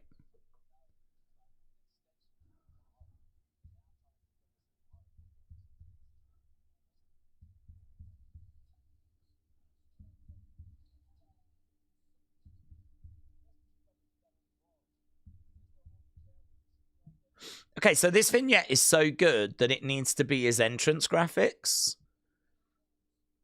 Like that imagery of black and white, and you know, that needs to be on his graphics when he comes out. I think that works so well. It really pops. Okay, we're moving to our next match now, and it's going to be another interesting one. This is one that I think might be a bit of a challenge, though, because we've been building this for a few weeks, and we're trying to figure out who is the best technical wrestler, pure wrestler, catch-can wrestler. You know, is it Timothy Thatcher, or is it Charlie Dempsey? The only down with this, as we said last week, is that I don't think that this is a style that's massively appreciated by people. I think it's kind of challenging to get people to really care about the intricacies of this kind of wrestling. But let's see what they do. Perhaps they can find a way of making it captivating. This is going to be some real graps. King Mikey said, this is my first time watching Evolve. You can never go wrong with these shows. Yeah, I mean, what I would say is this is developmental for developmental. You are going to get weeks where, you know, you're being introduced to people and you are kind of building a little bit. So, you know, I think quality-wise it can vary. But, you know, you get things like that last match that we just got. And you go, yeah, okay, this is why we watched this. That was so good. Like, that to me was probably better than anything we saw yesterday. I think the only thing yesterday on NXT that can compete with that first match that we just got would have been the Lola Kalani match that opened yesterday's NXT. And honestly, I think it's debatable as to which one was better. I'd probably go with this, the one that we just saw. So, do you know what I mean? Like, amazing, brilliant. Keegan, hello. Shout out to you. Hope you're doing well. Right now, we got Charlie Dempsey keeping Timothy Thatcher down. Timothy Thatcher is on top of Charlie Dempsey here. There's a lot of moves, a lot of holds, a lot of targeting limbs and joints, and it's going to be a lot of that, but you know, I'm going to speak for myself here. I just don't think WWE do a great job of educating you on these moves in order for you to really connect or care. You know, these moves, if you can see someone reversing something or finding a way of transitioning into a different hold from a certain hold, the joy of this kind of wrestling is like, oh my God, did you just see how he got out of that? Did you just see how he went from that move to that move? No one's ever got out of this move. He's just managed to do it. He's targeting that limb at the moment. He's really wearing it down. He's going back to the arm. You know, it's about like that kind of technical side of it. And that's just not really something we do very often. So as a result, it makes this a very difficult style to kind of make entertaining. There's Drake Moreau and Carly Bright. They are in the VIP section together. Right now we've got Charlie Dempsey down on the ground. Timothy Thatcher throwing in a kick. Charlie Dempsey, of course, an NXT talent. Timothy Thatcher used to be an NXT talent. He now I think is like someone that goes out scouting for the WWE ID project. Charlie Dempsey getting over to the ropes. NQCC still being together but apart is a bit weird, said Frank. Yeah, I agree. Charlie doesn't really feel like he's in that group anymore. To be honest, I don't think they quite know what they're doing with the group. I think Ren has made it the NQCC, and I think that's something that she's kind of doing and driving. I don't think they've got any plans for the NQCC. It's kind of dead, isn't it? Miles isn't with them anymore. Tavian isn't with them anymore. If you want to know where I am, by the way, I am 22 minutes, 20 seconds in. 22. That's where I am. Still quite a bit of show left to go, actually. I can see that we've got just under half an hour left for this episode. Okay, we've just got an advert for the Royal Rumble in Saudi Arabia. I don't know if I'm going to another advert or going back to the show. I am going back to the show. No, I'm going to an advert. I've gone to an advert. I've got Tara Lipinski advertising a mattress to me. And I appreciate that. Yeah. I don't know who this is, but she's a very attractive lady.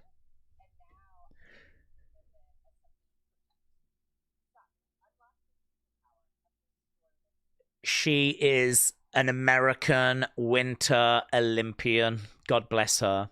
We've got Finn Balor against Kansas coming up as well. That's just advertised. As we go back to Evolve, as Charlie Dempsey is hitting a suplex and kick out there. James is sleeping and healing from the flu, says William. Oh, yeah, I haven't seen James in a little while. I just presumed he was out causing mischief.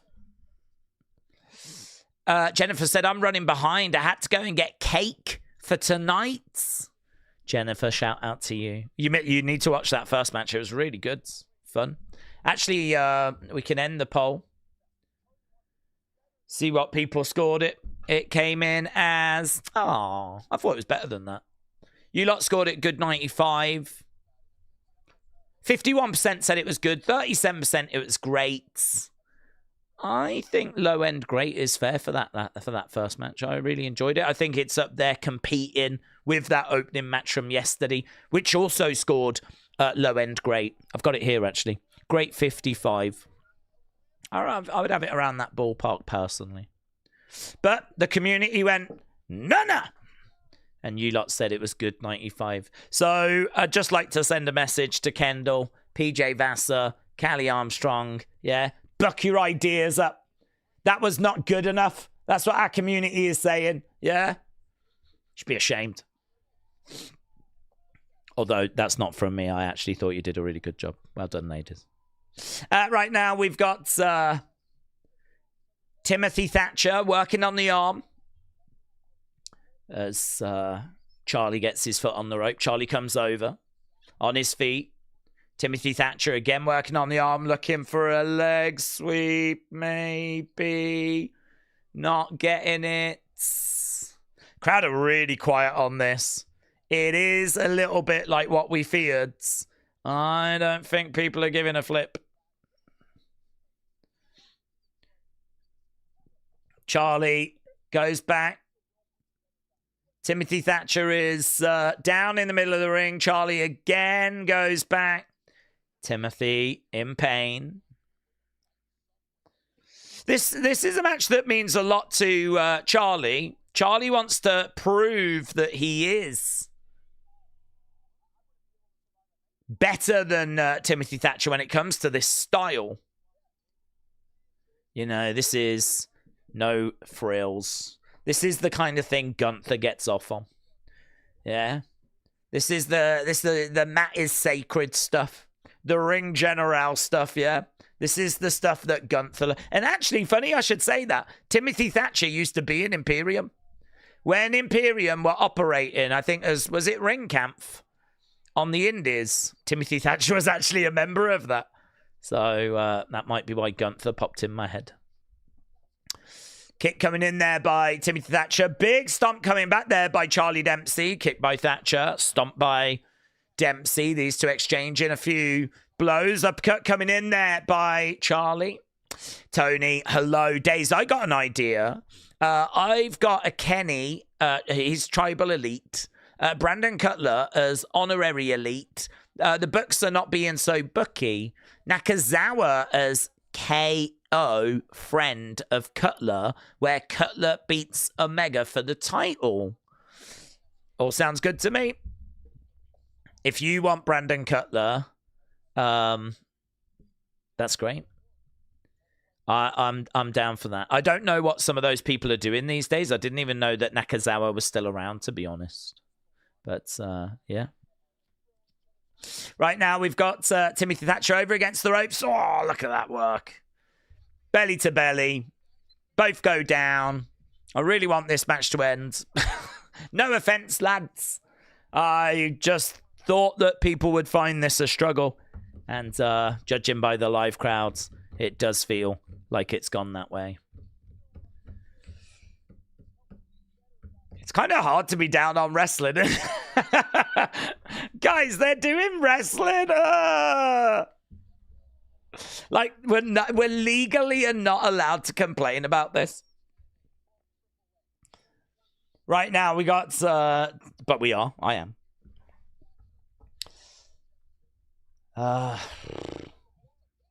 No joy.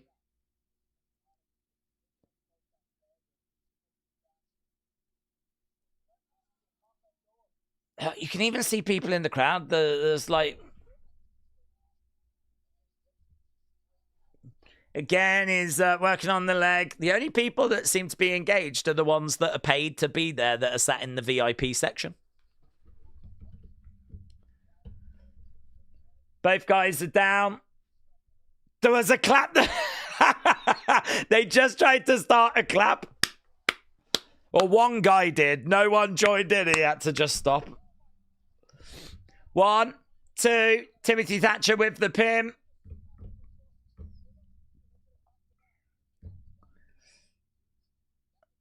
Timothy Thatcher up on his feet. Angel said, I'm a bit bored of this. It's gone a bit too long. Wrestling fans said, I'm going to watch Dynamite now and I'm going to watch Evolve tomorrow. Well, I don't think this is a good advert for Evolve. I think this is self-indulgent, to be honest. This just ain't going to make it to the main roster. This just ain't going to work. If hardcore fans are watching this and they're like, not feeling it, do you think casual fans are going to get into this?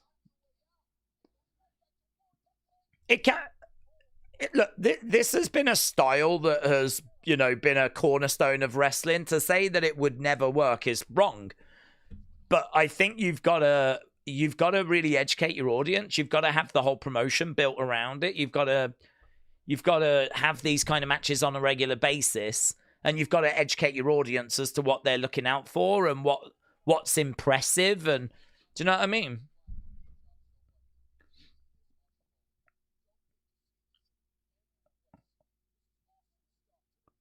Pete Rosenberg said, this is awesome stuff. You don't get to see this everywhere.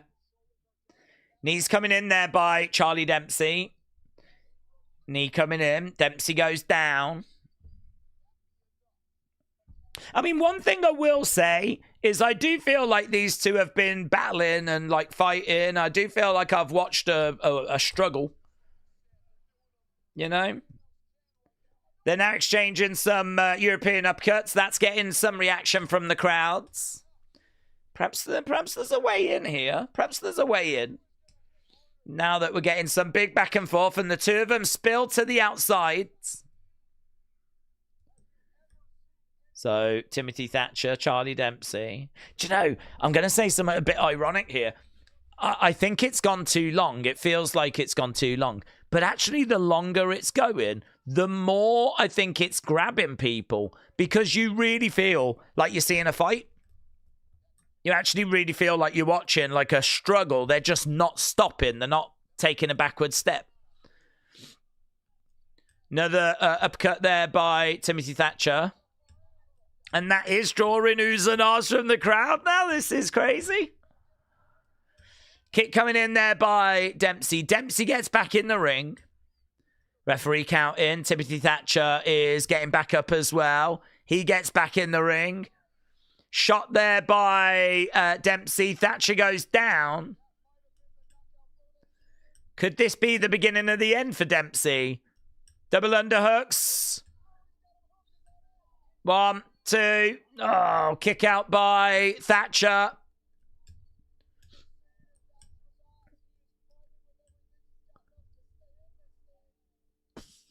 Looking for a German. Oh, Bridges. 1, 2. No. Timothy Thatcher manages to get out into the armbar. And Timothy Thatcher taps. Timothy Thatcher taps. Let's, I'm looking forward to the match score on this one. Because it felt like it wasn't connecting and the crowd weren't into it. And then they started exchanging shots. And you really felt like you was watching two people, like, really go into war. And it felt like it was starting to grab people. Started to get oohs and ahs from the crowds. They go to the outside. There's some nice work. I'm not sure about the finish, but I'm really interested to know how people are going to score that one. Do you think it was good? Did you get bored of it? Do you think it was great? Do you want to see more of that? Like, yeah, that's what I love. Give your honest opinion because I'm genuinely interested.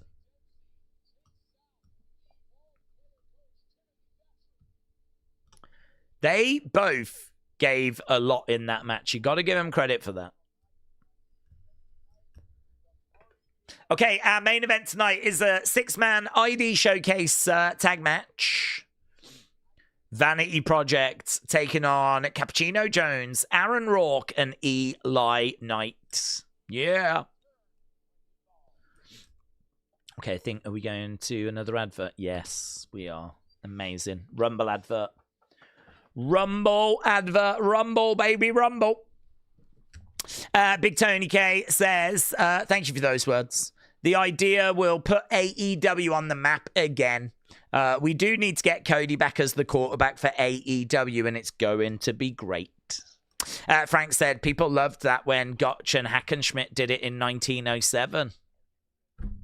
That wrestling knowledge, Frank, is seriously good. That is seriously impressive, because I think the year is correct as well. Very good. Right. We have gone to commercial break. WrestleBuzz said, I always thought Dempsey would have been perfect with Imperium when they were around. Sean said, you can't really compare Evolve crowd to NXT Raw or SmackDown because there's only a few people. That is true. That is true. There's literally 5 people and an ice cream. That's about it. And I'm not even sure there's an ice cream. Okay, here is Harlem Lewis. I think he's changed his name, didn't he? Did he? Did he change his name? I can't remember. No, he didn't. He came back, didn't he, last week? And it was like meant to be a thing.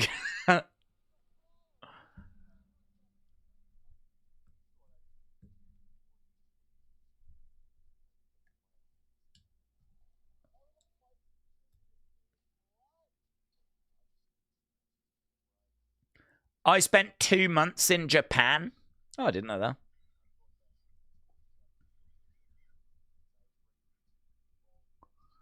He's bringing some skills back from those Japanese dojos.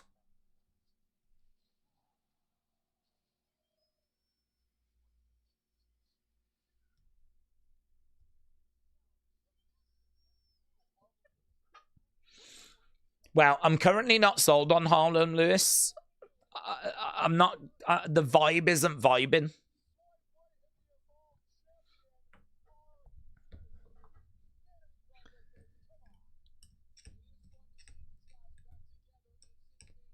He gives Jack Sparrow vibes, I think. Bum, bum. Here is Vanity Project.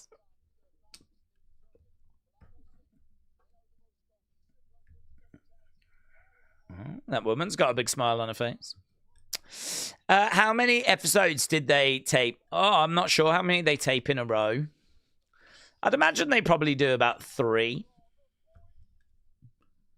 I mean, obviously, there's a lot of commercial interrupt. Well, they might even do more than 3, actually. They might do 4 or 5, because I know each episode's like 50-odd minutes, but a lot of that is like backstage stuff. So it's only the in-ring stuff they've got to record, isn't it? Perhaps they do like 4, and it's a couple of hours.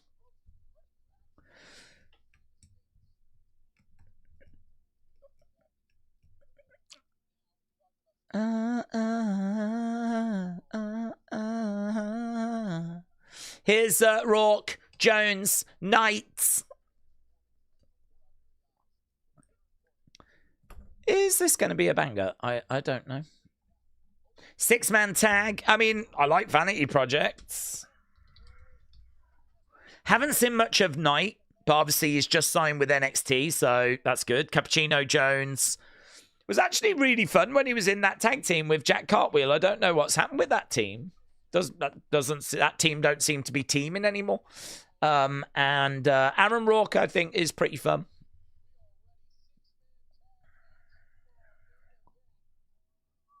But this is our main event, apparently. God, this is going to get some time in it. How long we got? We've got about 14 minutes. Okay. Laney Luck is in the VIP area. Tell you what, you don't get long in that VIP area, do you? Blake Howard is doing the announcing.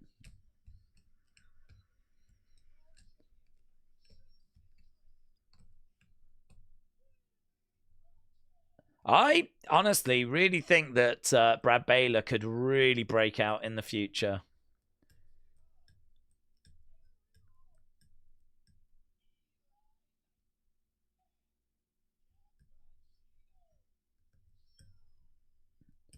Okay.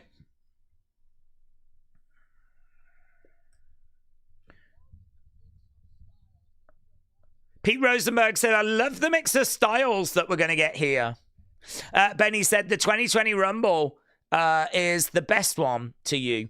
Very different story to it, seeing people eliminated one by one in the first half. 92 is my favorite. I'm a golden era stan, aren't I? So, I mean, just like Hall of Famer after Hall of Famer after Hall of Famer coming down. And the championship being on the line. The winner got the belts. And, you know, the commentary of Gorilla and Bobby being, you know, on Ric Flair. I mean, if you've never seen it, I mean, I think it's aged well. I mean, it's always been regarded as, you know, either the or one of the best Rumbles.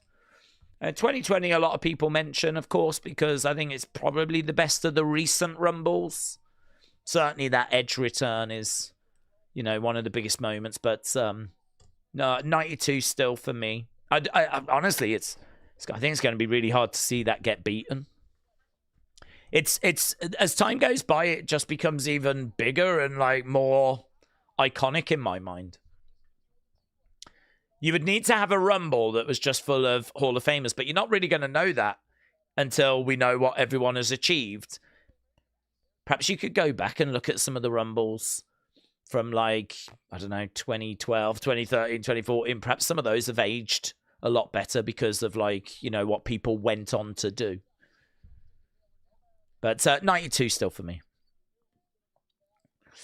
Shot coming in by Cappuccino. Sean said, Eli Knight has had some good matches in reality of wrestling. Oh, Sean, thank you. I don't know anything about him. I'm quite happy to hold my hands up and go, honestly, before they come in to Evolve, I just don't know. I don't know them. I've heard a lot about Zilla, but outside of that, I don't know them. They're not names that I am aware of. I feel like the indie scene is quite different to how it used to be. There used to be a lot of buzz around the indie scene. You know, you had Kevin Steen and Al Generico, Tyler Black, Bryan Danielson, Nigel McGuinness. There was all these names on the indie scene that were like pretty big names before they even made it to WWE. I don't really know of any names on the indie scene right now. Perhaps there are still some big names and I'm just out the loop. But I don't know that there's like a Kevin Steen that's out there.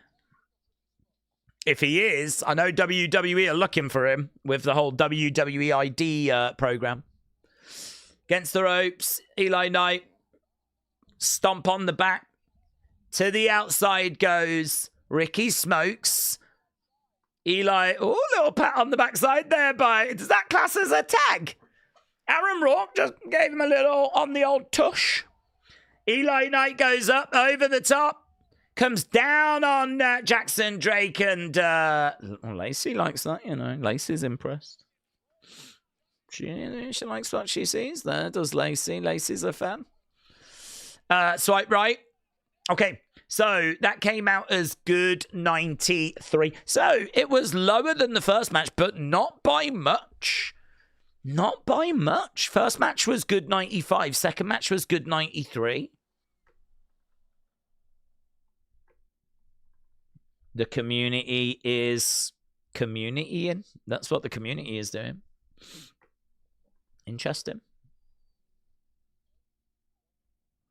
Yeah, no, good. I really wanted to know what people thought about that last match.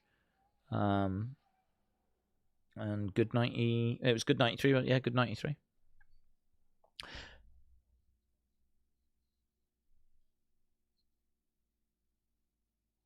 This is still anyone's game, says Paul Heyman. I feel like last year, night one was sort of main evented by Paul Heyman. I feel like that was really, Heyman's not going to wrestle. So I feel like what we did last year was probably the best way we could honor Paul. He came down to the ring with Punk. He's obviously still Roman's wise man. He ended up leaving with Seth. He deserves that, actually, in reflection. He deserves that moment. Right now, we've got Ricky going over, looking to make a tag. The 2000 Rumble is right up there. 92 is top as well, though, says WrestleButts. Shout out to you. Right now, we got a tag being made. In comes Dr. Thirst. Benny said, here's an unpopular opinion. I think Coach is the most talented star of all time. He's an announcer and a commentator, a part-time wrestler, a referee, a sports analyst. Got some Coach love in the chat. Benny, shout out to you. It's good to have the Coach fan club in attendance. Boom! Sent on there by Jackson. 1, 2, kick out. Could have been that I was with X. That was crazy. William, hope you're doing well, buds.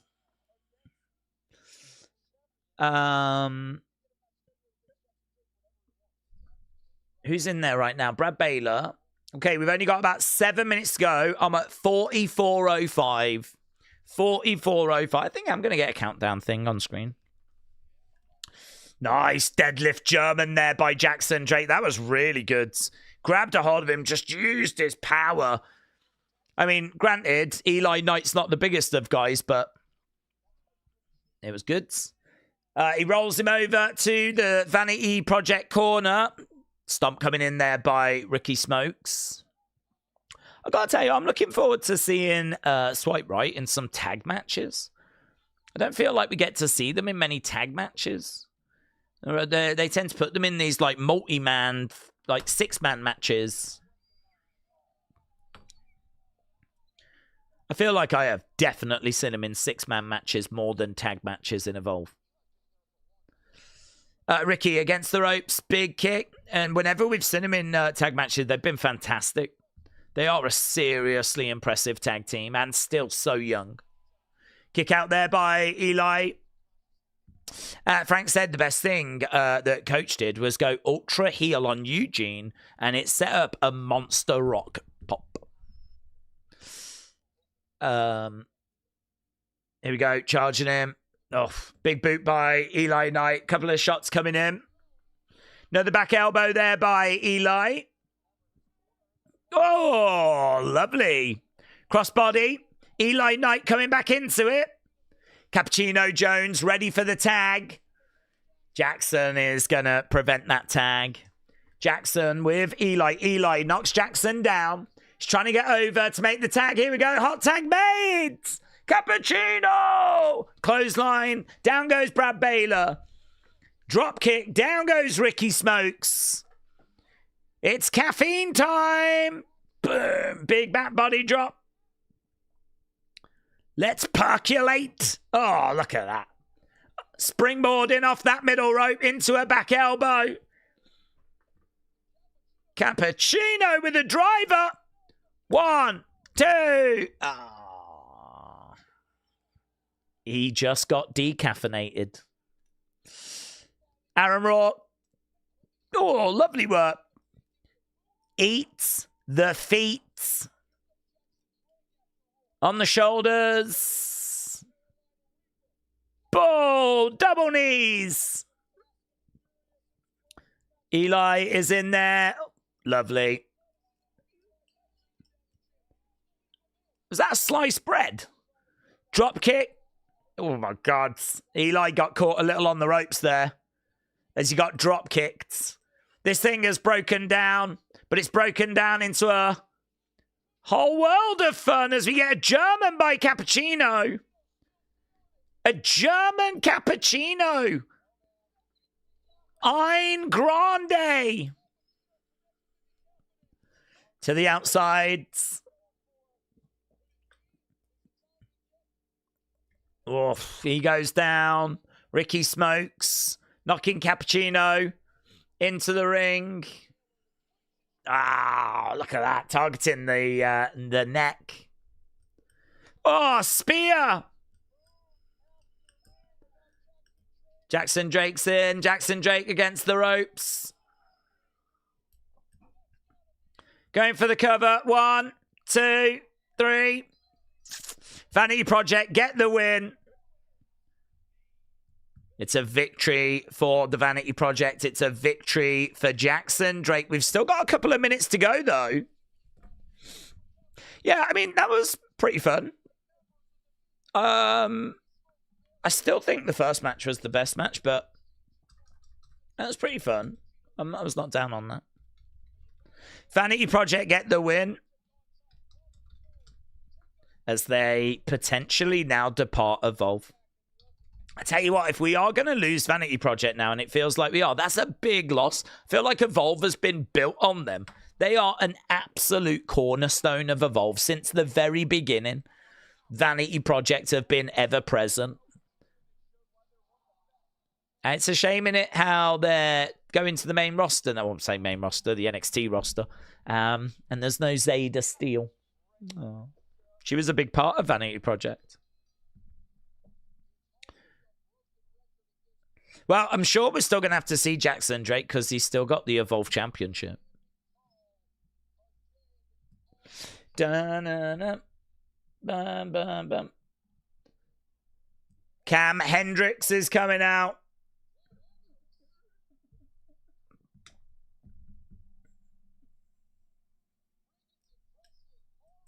Carver's with him. Party's over, clowns. Aren't these heels? This is like heels and heels.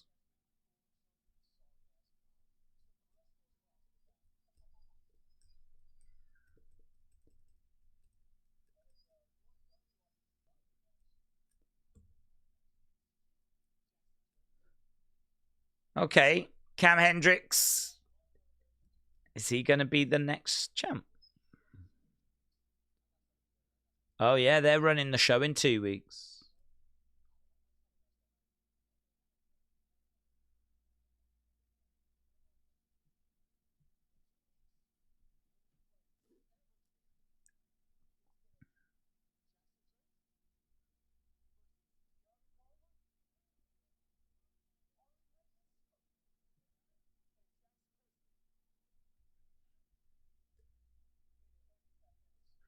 All right. All right. Jackson Drake is going to be against Keanu Carver, Harley Riggins, and Jax Presley in a handicap match. And then surely, because you're booking the show, you book the championship match after that. Yeah, come on.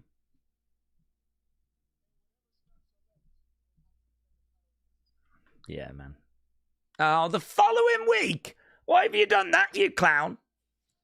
So you're going to give him a week to recover? What? How does that? That's not brilliant. That's not brilliant. He can book the show however he wants in 2 weeks' time. He's put him in a handicap match, which makes total sense. I get that. But then surely you do your championship match straight after, don't you? Don't give him a week to recover. Oh, you absolute idiot. What a clown. That's what I've learned. What have we learned about Cam Hendricks? He's a clown. He should not be given responsibility. He hasn't got a flipping clue what to do with it. Well, there we go. Do you know what? I enjoyed that. I actually enjoyed that episode because the opening match I genuinely enjoyed. I think it's up there with, you know, the top match from this week's NXT, which, as we said, was Lola Kalani. I think the second match was a challenge to start with. It was just slow. It wasn't very interesting. But it actually started to get me. I actually was starting to get into it because you could see that these two were just fighting and battling. And it didn't matter if you liked it or not. It was happening and they were fighting and it clicked and it grabbed me. I wasn't crazy about the finish, but yeah, I mean, it certainly was not a disaster. And it did feel like it was going to be a bit of a disaster in the start. So respect, fair play, wrestling wins. Love that. And so you lot said that it was not too far behind that opening match. And then we had our third match, and it was quite fun, honestly. I thought it was pretty fun. Pretty fun as a main event. Lots of action. Then we brought out that, and obviously we've set up a few matches for the next couple of weeks. So, yeah, I mean, all in all, Trill London with his vignettes. I do miss having, like, Stevie Turner as the Prime Minister. I do miss that. I think it'd be good to get that back. But, yeah, I thought this was actually a pretty solid episode of Evolve this week. Feel free to put your thoughts in. You can obviously vote as well as to what you thought about that main event. I think William has asked an excellent question, said Benny. The ability to go to a show every week during the golden era would have you spooging excitement. Do you know, I think it just felt larger than life. I think part of wrestling now, because of social media and, you know, kayfabe being where it is, and you can say unreal, but for me, it doesn't make much of a difference. I think social media and kayfabe, shoot interviews, already killed, you know, kayfabe and all of that stuff. Unreal. It's the cherry on top. It's the straw that broke the camel's back, but the damage has already been done, which is why I don't have a problem with it.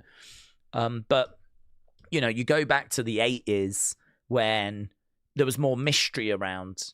You know, there was more, people were questioning. You got like David Schultz slapping the taste out of that reporter because he dared to go backstage and say he thought it was fake. I mean, that's crazy, isn't it? That's crazy. A reporter went backstage going, this is fake. I'm sure this is fake, to one of the, and then he got the taste slapped out of his mouth. And, you know, the wrestling world was trying to protect the business as much as it could. Kayfabe was being kept strong. It had this air of mystery. And certainly, you know, there was not all this information out there about people's personal lives and, you know, all that kind of stuff. It was just a very, very different time. It was a very different era. And it meant that we could make the superstars feel so much bigger. I think the only people, or the only person maybe that can come close is Roman. And I think Roman actually does quite a good job of protecting his personal life. You don't see loads of pictures of Roman, do you? Roman doesn't share a great deal of him being out with his family and posting online, all this kind of stuff. He kind of, when he goes away, and we don't really hear from him. So Roman, with his aura and everything, he feels like he could live in that golden era. Maybe Seth, because of how big and outrageous he is. Becky could, because of how big and how outrageous she is. To be honest, a lot of them, I think, would really struggle in the golden era. I don't think they peacock enough. I don't think they are loud enough, big enough personalities, big enough gimmicks, to make it in that era. And so, it was just an era where you had Macho Man, you had like George the Animal Steel, you had Hulkamania, you had Jake the Snake Roberts. It was just flipping Ultimate Warrior, Andre the Giant. It was just Bobby the Brain Heenan. It was just flipping legends and Hall of Famers. Just amazingly big personalities. Certainly those were the ones that made it. I think if you didn't really have a great gimmick, or you didn't really have any kind of outlandish attire or anything like that, then you might have struggled. But it was just so it was just a different era. A completely different era. You certainly couldn't say about the golden era, oh, it was amazing wrestling. I'd never say that. I'd never say that the wrestling of the golden era can beat what we've got in this day and age. No way. That'd be like saying music from the 1950s, 60s is better than music we have today. Music we have today is a lot more varied because it's kind of been built on what came before. Obviously, you go back 40, 50 years, that's a lot of innovation that's being removed from the industry. So it's kind of a bit unfair to go back that far and judge it by today's standards. So I would never say that in-ring wise it would compete, but I think character-wise, because of the time with kayfabe and everything, it was just magical, larger than life. I think it's a really special time. I think it's a time that we won't get back. And it just makes it more special as a result, doesn't it? So, yeah, I do love the golden era. I would love to have gone to some shows during that time. I went like house shows 94, 93, 94. I just missed it. I think they class it as ending about 92. So I just missed it. If I'd have gone to house shows in 92, I don't even know if SummerSlam would have counted at Wembley because Hogan wasn't there. Ultimate Warrior was, and Macho was. Undertaker was there. I don't know. I think it probably does just make it, but it's the dying fumes. It's not like flipping WrestleMania 3, It's not like any of that. So, or WrestleMania 6, where you have Hogan Warrior face to face in the ring. Oh my God, amazing! Yeah, I love that period. So special. But then, there's other periods like Attitude Era. That was massively special as well. just so exciting. Everything about that was exciting. Some of it has aged really badly, but it was definitely exciting. Hope, Bloodline and this period, this post-pandemic period, I don't know what this will be known as era-wise, the Triple H era. But hopefully this will be remembered fondly. I do think 2025 was a blip. And be interesting to see how that gets remembered as time goes by. But I do feel like we've just been through a bit of an era. I do think that maybe it'll be known as the Bloodline era. I do think that was the reason for the success. And so I do think we just went through a nice little period there. But let's see what 2026 brings. Daze, PJ Vasa should join Solo's MFTs. Well, she might need a bit more work. I don't know what experience she's got. She could definitely go and join up with them eventually. She's got the look, hasn't she? Most definitely. But in-ring wise, I don't know. Obviously, this is developmental for developmental. So that would say to me she's quite low down in her journey. So probably needs a good few years in developmental first, and then obviously see where we are after that. I didn't miss, but when I grow back, I'm like, that wasn't that good. What are we talking about? Are we talking about a golden era? Attitude era didn't age badly. It's just people pretend to care now. I don't know. I think that like the way that the women were treated has not aged very well. You know, there wasn't really much in the way of opportunity there. I mean, you know, there was no rumbles for them or anything along those lines. I mean, really, it was just they were there for TNA. They were eye candy. I mean, there wasn't really great women's wrestling matches, and I think that's definitely something to kind of be sort of down on. There was a lot of stuff that they did for like shock value, which again, I'm not sure, you know, things like Katie Vick is stuff which I don't know, that's kind of fondly remembered. I mean, every era has bad stories, of course. The vast majority of it is, you know, fine. The vast majority of it is like Stone Cold's, Mr. McMahon, Rock, Mankind winning the title, DX invading WCW. But, you know, there are things in there that are kind of, you know, Al Snow and Big Boss Man and Boss Man feeding Al Snow's dog to him and, you know, kind of gate crashing the funeral. Like Boss Man on top of Big Show. Oh, was it Big Show? Big Show on top of his dad's casket at the funeral after Big Boss Man had interrupted it, tied the coffin to the car and started driving down the road with it. I mean, I don't know. I don't know if people go, oh my God, that's a bit too far, or if people look back on that and go, that's amazing, that's cool. I don't know. But I think for me, like, that stuff is not stuff that's... But to be honest, you can go back to the golden era and you can talk about how Rowdy Roddy Piper did, you know, half his body black and how that has aged horrifically. So it's not only the golden era that has moments that I think you can sort of look back on and go, oh, I think we'd definitely do that differently now. But, you know, as well as that, I think you go back to the golden era and say the same. Trude must go. So where did you watch Evolve? It's on Tubi. You need a VPN if you don't have a VPN.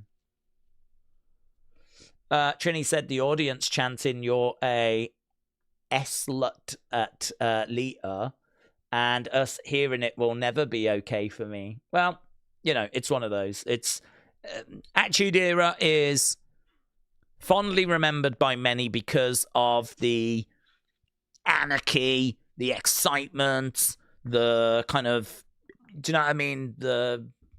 Anything could happen. And to be honest, I do look at that and think we need a bit of that now. But yeah, I think there are definitely parts of it that have not aged well. But I'm quite happy to sit here and say the exact same for the golden era as well. That there's definitely parts of that have not aged well.